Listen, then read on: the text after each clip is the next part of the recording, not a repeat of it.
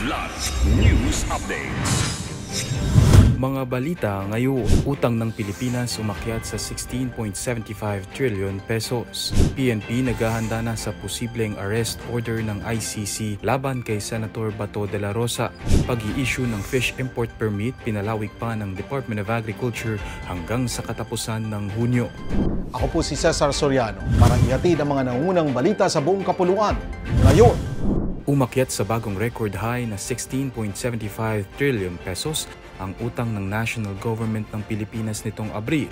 Ayon sa Bureau of the Treasury, nasa 68.69 billion pesos ang itinaas nito kumpara noong Marso dahil sa dagdag na pag-utang alinsunod sa fiscal program. Katumbas ito ng 1.735 trilyong pisong pagtaas kumpara sa nakaraang taon.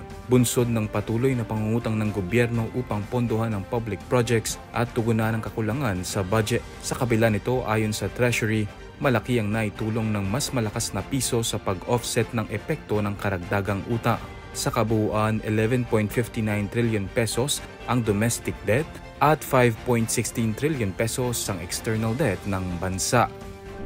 Pinaghahandaan na ng Philippine National Police o PNP ang kanilang contingency plan para makapag-issue ng arrest warrant ang International Criminal Court o ICC laban kay Senator Bato de la Rosa. Ito ang kinumpirma ng bagong talagang PNP chief na si General Nicolas Torre III na tumangging magbigay pa ng ibang detalye. Sa press briefing noong Lunes, sinabi ni Torre na ayaw niya munang mag-espekula sa mga mangyayari sa mga susunod na araw.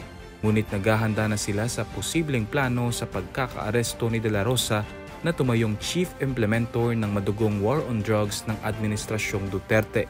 Hinamon din ito si former presidential spokesperson Harry Roque na umuwi na ng bansa at harapin ang qualified human trafficking case na inihain laban sa kanya. Matatanda ang si Torre rin na siyang noong director ng CIDG ang naghain ng arrest order kay dating Pangulong Rodrigo Duterte alinsunod na rin sa Red Notice Alert mula sa Interpol. Pinalawig pa ng Department of Agriculture o DA ang deadline ng pag-issue ng import permit ng mga isda at seafood hanggang sa katapusan ng Hunyo.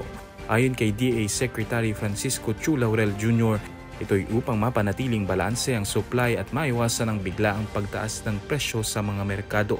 Noong Pebrero lang ng payagan ng Agriculture Department ng importation ng 25,000 metric tons ng frozen fish at seafoods. Paglilinaw pa ni Chu Laurel Jr. na paraan din ito upang madagdagan ng ibang klaseng produktong pandagat ang mga pamilihan na hindi nakukuha sa karagatan ng Pilipinas, kaya hindi rin ito makaaapekto sa kabuhayan ng mga Pilipinong mangingisda.